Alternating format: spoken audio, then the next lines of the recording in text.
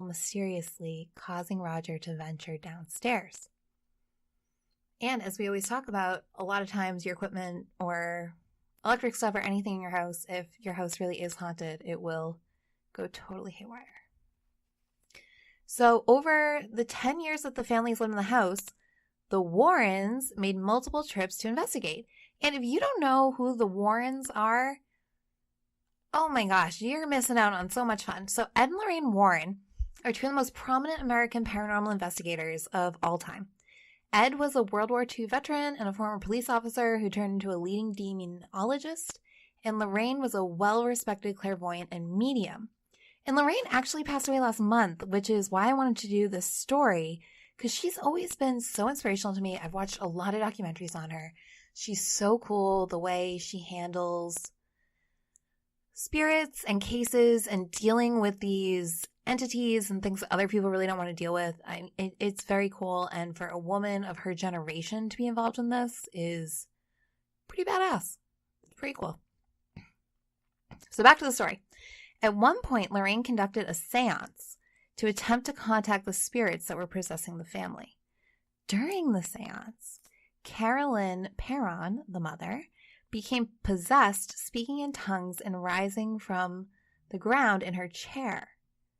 I thought I was going to pass out, said Andrea. My mother began to speak in a language not of this world and of a voice not of her own. She levitated and was thrown across the room. Though the movie version of events culminates with Ed performing an exorcism rather than a seance, Lorraine insists that she and her husband would never have attempted an exorcism, as they must be performed by Catholic priests. And for those who don't know, the Warrens are very Catholic. So after the seance, Roger, the father, kicked the Warrens out because he was worried about his wife's mental stability. Understandable. Yeah, maybe her physical stability as well, as if she was just thrown across the room. Understandable. So the oldest daughter, Andrea, insisted that the Warrens never drove away any ghosts, but actually just aggravated them. The Warrens tried to help, but we essentially found things got worse around them, which I think that's very interesting. So according to Andrea, the family continued to live in the house due to financial instability until they were able to move in 1980, at which point the spirits were silenced and the hauntings on the property ceased. But in Andrea Parron's 3-volume history on her family's haunting, which you can find anywhere books are sold, she reports a final twist, and that is many of the ghosts had grown attached to the family and came with them, haunting them all for years. Spooky. Very. I guess when they left, they should have let the ghosts know that they were supposed to stay there in the house. I don't know if those ghosts would have listened. Yeah, that's frightening. How come they didn't follow the family that lived there before? Because they were members of that family. Oh, the Parrons are members of that same family? No. Did all of the previous family die? How did the Parrons come to own this house? I don't know, but the people who died were part of that family that had been there for 8 generations. Okay, yeah. So that's why the spirits were upset the Parrons moved in, because they felt they owned the house. Right. And they were specifically mad at the mom. You know, moms get a bad rap. We don't do anything wrong. We're just trying to keep our family in our house. And this poor mom got apparently possessed by a demon and thrown across the room. Hey, it happens. I don't know. No, we're not going there. All right. On to the next. What do you got next? All right.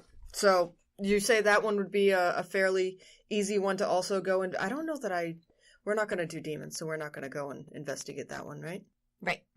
So the next story that I have is again from that same book by Kano, Hiro, and Terrian. And this one is about a family similar to the Parrons, and it's called Footsteps in the Night. Ready? Mm-hmm. There. In the early 1960s, Theodore and Rose Beauchamp were a married couple struggling to make ends meet for their large family of 8.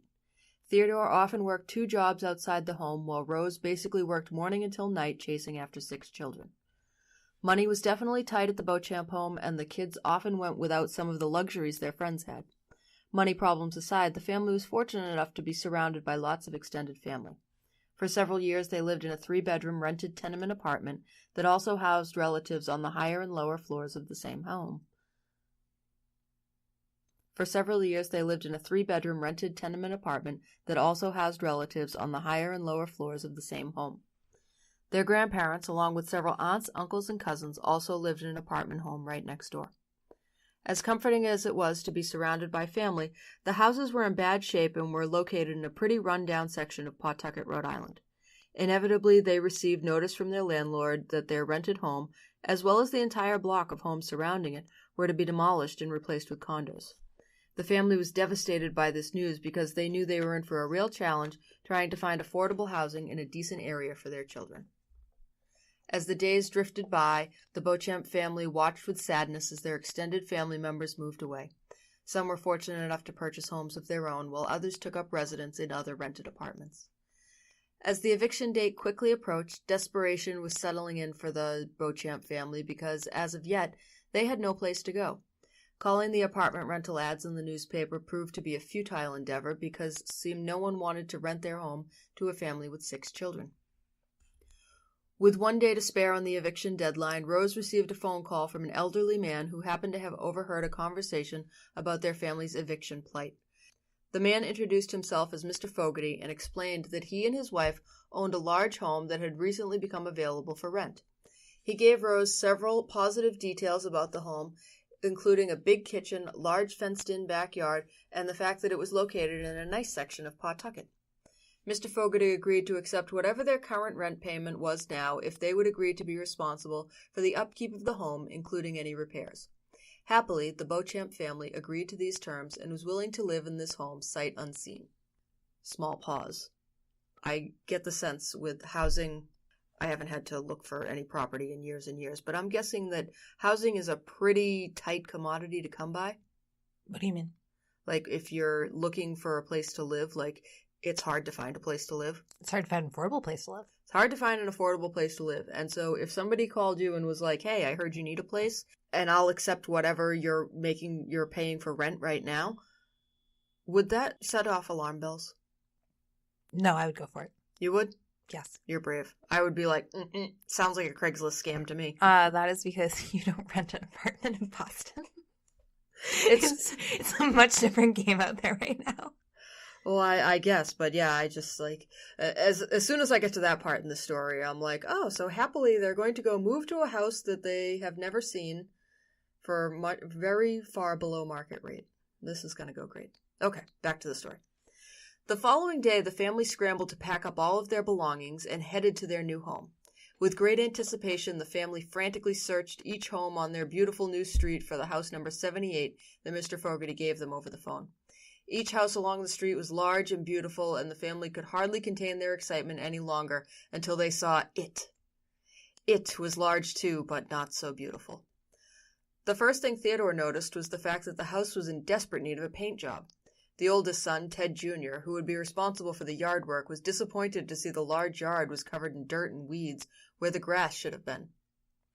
Oldest daughter, Rachel, was immediately embarrassed about the creepy look of the home and wondered what her friends would think. Third-born child, Lena, said she hated the idea of living across the street from a cemetery, which they hadn't expected. The youngest in the family, Lisa, asked what the evil-looking statues along the roof edge were called, and Rose explained what gargoyles are and said she would like them taken down immediately. The twins, Dee and Richard, whined, asking why the parents were making them live in such a scary-looking house. With no other options available to them, the family began to move their possessions into the big old house. As instructed, they found the key in the mailbox. Even the key was creepy. It was a huge antique skeleton key. Nice. Theodore... I have a tattoo of one of those. Do you? Yeah, on my ribs. Theodore remembers commenting, I don't think anything that old was even used anymore. As promised, the 5 bedrooms were large, but definitely lacked any form of hominess. In fact, each room in the house had a dark, ominous feel to it.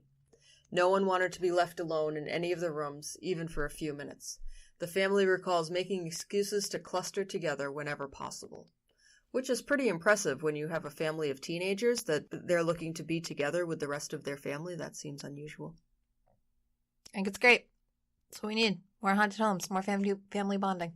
More family bonding, but we don't necessarily all need the haunted homes. Whatever works. Whatever makes happen. Okay. My oldest son is way too cool to be seen with us or talk to us anymore, so We miss him terribly. Despite the house's creepy aura, the parents tried to make the best of the situation and did what they could to create a secure, comfortable atmosphere. However, it seemed as though some type of dark force was always working against them. Frequently, the children would question why they have to live in this scary house and ask to move. Hoping to please the kids, the parents even tried bringing home pets on several different occasions. The house, it seemed, had other ideas, and every pet, no matter how young or healthy, always died a mysterious, unexplainable death shortly after coming to this home. One of those kids is a serial killer. I hadn't considered that as a possibility, but that seems... Yeah. As into ghosts as I am as into serial killers. So I have a keen eye. Okay. And killing pets is usually a first step on the serial killer's journey. Oh, every serial killer does it, yeah. Every serial killer kills pets first? Yeah, look it up. Okay, I will. Yeah. Well, I won't. I'll take your word for it. Okay. But... They also have lower heartbeats than the rest of us. They have lower heartbeats? Mm-hmm. Or like slower heartbeats. Really? That's why I'll never be a serial killer, because I have an abnormally high heartbeat. It's from smoking. No, it's from being stressed out all the time. I'm neurotic. That's why. When I quit smoking, my heartbeat came way down. Uh-huh. I'm down around like 85 beats a minute now. I am at 97 down from 114. Oh. And I was in way better shape when I was at 114. Back to the story. Here are some stories about those unexplainable pet deaths. Daughter Rachel was given a healthy, purebred Bichon Frise dog by a close friend. She got a purebred Bichon Frise, but yet they are unable to have a regular house. How am I supposed to say that? Bichon Frise. Bichon Frise. Wait. All right, I'm going to try it again. All right. Daughter Rachel was given a healthy, purebred Bichon Frise dog by a close friend, but within a week's time, something strange was affecting the dog. Periodically, he would act very erratically, foaming at the mouth while thrashing around on the floor. The dog's vet was surprised to diagnose him as having epileptic seizures, although before moving into this home, he was a perfectly healthy dog. The last dog to reside in the home also died a premature death when the cause of the dog's mange-like appearance was diagnosed as obsessive self-mutilation. The vet explained the dog suffered from some type of untreatable nervous condition and advised that he be humanely euthanized to end his suffering. Little Lisa was devastated when her 2 healthy rabbits were found dead on the same day with no visible signs of a cause of death. I mean, rabbits tend to die easily. They just kind of like... I mean, I'm not going to say what I was going to say. I'm still thinking serial killer. You're still thinking serial killer? Dogs are poisoned. Fine. Okay. Both of the things could be caused by poisoning a dog. Okay. And, I used to have rabbits growing up, and it's hard to tell with a rabbit. It's not like a person. Like, right. And they have a lot of fur. They're, like, floppy.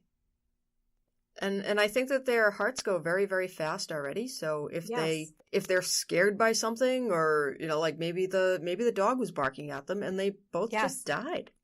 You don't know. Right. Rabbits. Or maybe one of the kids killed the rabbit. Are we ruling out the parents? It tends to present itself more in children and teenagers. Okay. Growing up, want to hear a story? Yes. It's gruesome. Growing up, there was a kid down the street and he killed his dog with like antifreeze or something. On purpose? Yes. And everyone knew it was the kid, and his parents were like, no, it's not him. What an asshole. Oh, man, yeah. And the parents were like, no, it wasn't him. We don't know who did it, blah, blah. And everyone was like, we know this kid did it. I used to babysit this kid. Yeah, he's crazy, and he had these lizards. And then he went and he burned down their other neighbor's barn. Oh, my God. And everyone was like, we know he did it. And the parents were like, no, we have an alibi. And everyone's like, no. And anyway, long story short, kid turns 18. What does he do? Gets into a fight with some kids from the next town over, gets mad, someone throws a lighter at his car, he runs over all their girlfriends. All their girlfriends? Yes. Oh my... Yes. I told you, it was a gruesome story. And they all survived, thank God. Thank God they all survived. I was going to... And where is this charming young gentleman now? He's out now. He's out now? This was like 10 years ago. Oh my God, I might have to look him up and make sure he doesn't live near me. I know. I recently found his Facebook. Ooh. My brother was almost in that car. Yes, for real. But he had to go to track practice. So my dad always says this whenever my friends are like looking for homes, my dad always says, You have to look